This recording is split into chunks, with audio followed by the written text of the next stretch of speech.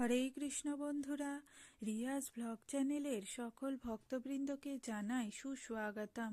আজকের ভিডিওটি শুরু করছি শ্রীমদ্ ভাগবত গীতার 2য় অধ্যায়ের শ্লোক নাম্বার 1 এবং সাথে রয়েছে কিছু রহস্যময় অজানা প্রশ্ন ও উত্তর। আশা করি আজকের ভিডিওটি পেয়ে আপনারা খুবই উপকৃত হবেন। তাই সকল ভক্তবৃন্দের কাছে আমার একটাই অনুরোধ রইল, ভিডিওটি যদি ভালো লেগে থাকে তাহলে অবশ্যই চ্যানেলটি সাবস্ক্রাইব করে দেবেন। একটু সাথে ও পাশে অবশ্যই থাকবেন। এবার আসা যাক 2য় অধ্যায়ের শ্লোক নাম্বার 1।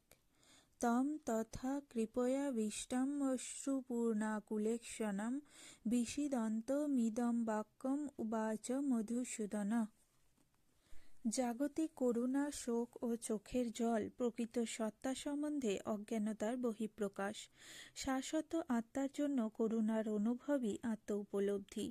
এই শ্লোকে মধুসূদন শব্দটি তাৎপর্যপূর্ণ। শ্রীকৃষ্ণ মধু নামক দৈত্যকে হত্যা করেছিলেন এবং এখন অর্জুন চাইছেন অজ্ঞতা রূপ যে দৈত্য তাকে তার কর্তব্য কর্ম থেকে বিরত রেখেছে তাকে ভগবান শ্রীকৃষ্ণ হত্যা করুন। করুণার প্রয়োগ কোথায় হওয়া উচিত তা কেউ জানে না। যে মানুষ ডুবে যাচ্ছে তার পরনের কাপড়ের প্রতি করুণা প্রদর্শন করাটা নিতান্তই অর্থহীন। তেমনি ভবসমুদ্রে পতিত মানুষের বাইরের আবরণরূপ স্থূল জড়দেহটিকে উদ্ধার করলে তাকে রক্ষা করা হয় না। এই কথা যে জানে না এবং যে জড়দেহটির জন্য শোক করে তাকে বলা হয় শূদ্র বা অনর্থক শোকাতুর। অর্জুন ছিলেন ক্ষত্রিয়, তাই তার কাছ থেকে এই ধরনের আচরণ ছিল আশাতীত। কিন্তু ভগবান শ্রীকৃষ্ণ অজ্ঞ মানুষের শোককে দূরীভূত করতে পারেন এবং এই উদ্দেশ্যেই ভগবদ্গীতা তার দ্বারা গীত হয়েছে।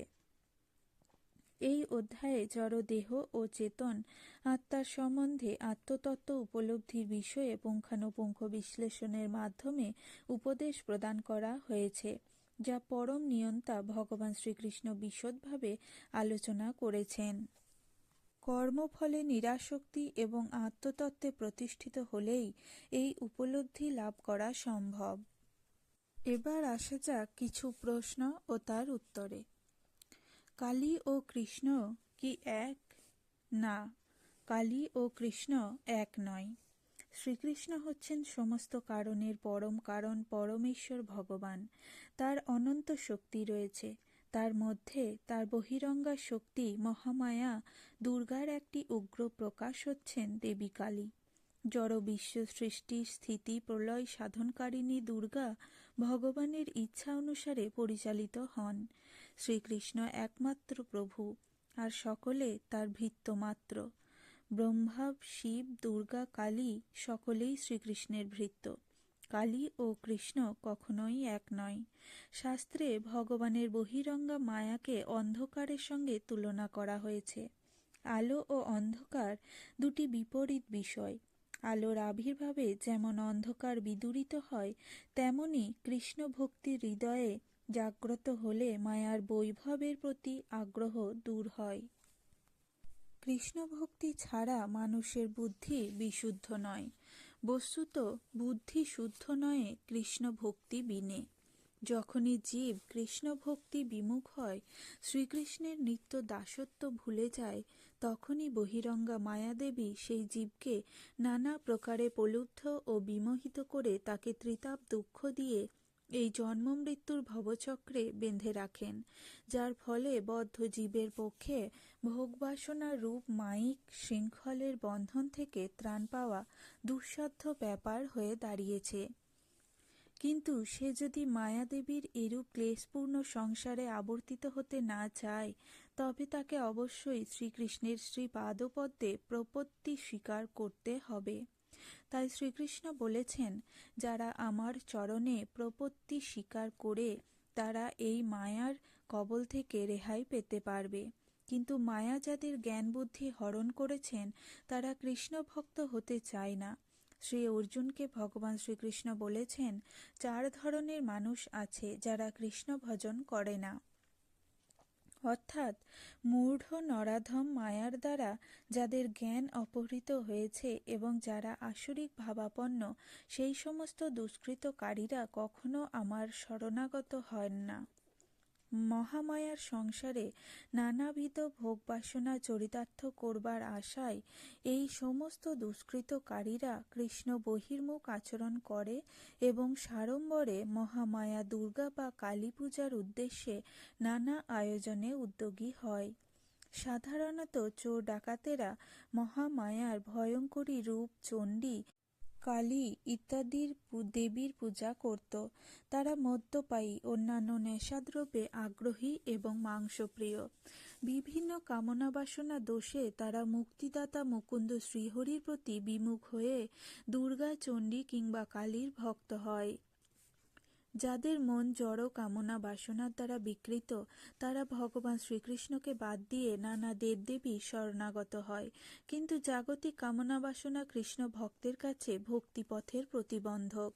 দেবদেবীর উপাসকেরা দেবদেবীদের বিভিন্ন দেবলোকে উন্নতি হয় এবং যারা ভগবান শ্রীকৃষ্ণের ভক্ত তারা কৃষ্ণলোকে উন্নতি হয়।